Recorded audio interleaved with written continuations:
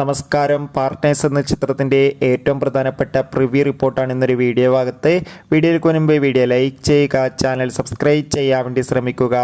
നവീൻ്റെ സംവിധാനത്തിൽ ധ്യാൻ ശ്രീനിവാസ് നായകനായി ഇന്ന് റിലീസ് ചെയ്യുന്ന ചിത്രമാണ് പാർട്ട്നേഴ്സ്. എല്ലാ സിനിമാ പ്രേമികളും ഒരേപോലെയായിരുന്നു ചിത്രത്തിൻ്റെ ഓരോ അപ്ഡേഷനും അറിയാൻ വേണ്ടി കാത്തിരുന്നത്.